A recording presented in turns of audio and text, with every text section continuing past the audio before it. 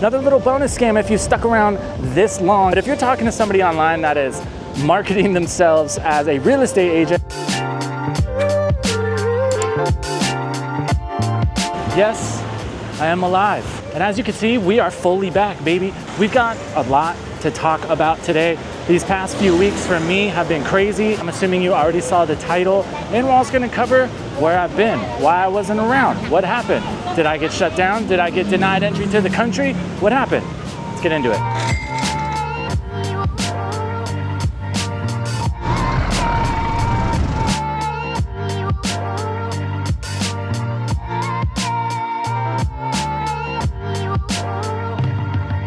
All right, so what's the deal?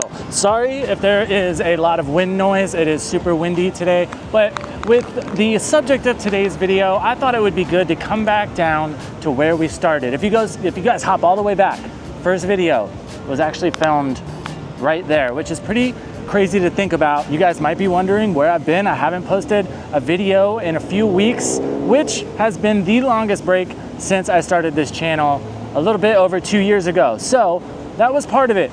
Well, yes, I love YouTube. It is by far the best job I've ever had. It's still a job. So that and the fact that I just had a crazy month last month. It was visa time. And if you've ever been to Thailand, you know how that whole deal is. I needed to rebuild my bike, rebuild the top end, new pistons, new rings. So I'm sitting around waiting for parts for that. On top of that, my old landlord decided that he wanted some more rent for the condo that I was in. I didn't really think it was a fair price, so I needed to move condos. I had to get my license again, which was a whole other thing once I actually got back from getting the new visa. So that's what's been going on. It's a crazy month, but everything's pretty much wrapped up now. We're good with the new visa. We are good on the condo. The bike is rebuilt and we have the license. So that's also very exciting, and I'll let you know why at the end of this video. So with all that going on, that's the perfect segue into why you most likely clicked on this video.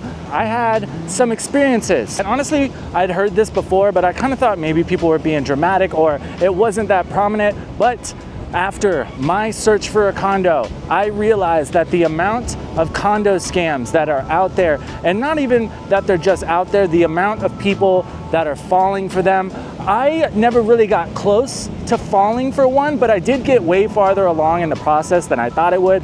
Now, I have made a couple of videos talking about how I look for condos, and I gave a big recommendation of using Facebook groups. At the time when I made those videos, those things had worked out really well for me. And this time, when I was looking again, I went back to Old Faithful. So I started doing that again. I hopped in these Facebook groups, started sending out messages, started looking at rooms, and then you start messaging people, you start having a little exchange, and then you start getting the, the requests for deposits.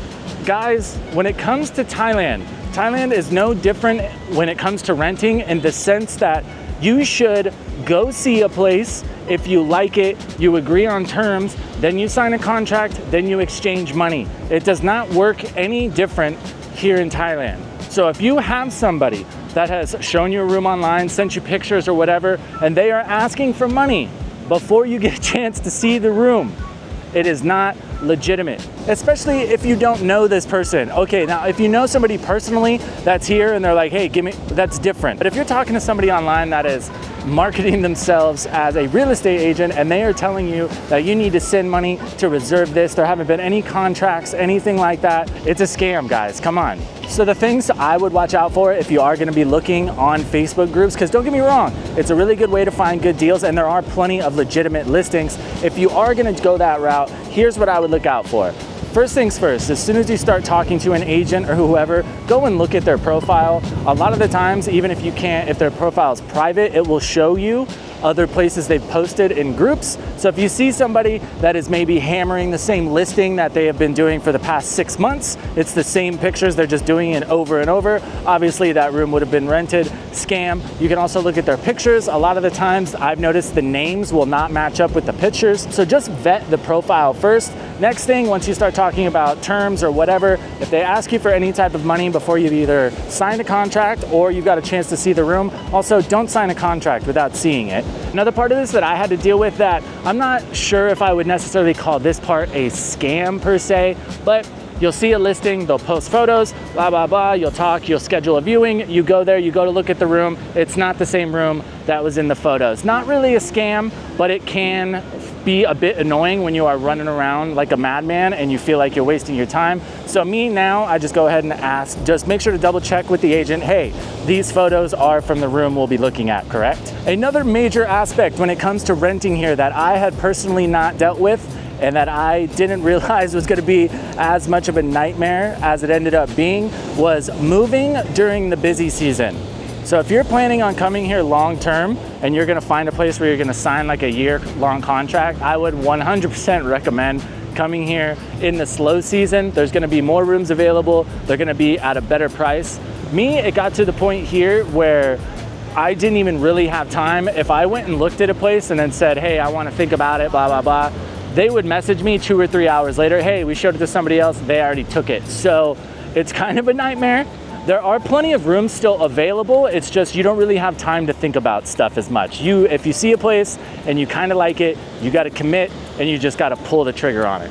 But as for the whole condo deposit scam, I can 100% confirm from my own experience that yes, there are people out there who are trying to take deposits for listings that are not theirs, for rooms that probably don't exist. These people probably don't exist, so don't exchange any money. I know it can seem counterintuitive when I just told you that busy season is crazy and rooms go very fast. I think it's much better to book through, book a hotel for a couple weeks, Airbnb, whatever you need to do to come here and find a place and just make sure you're in a legit spot. Because me, I would rather deal with the headache as opposed to just throwing away money. Another little bonus scam, if you stuck around this long, another one that I noticed that I had to deal with a lot and was super annoying. If you are on any type of social media and you see advertisements for getting your Thai driver's license and it says anything like, oh, you don't have to take the test, we take the test for you, blah, blah, blah. Anything that essentially says you don't have to do anything except pay, that is a 100% scam.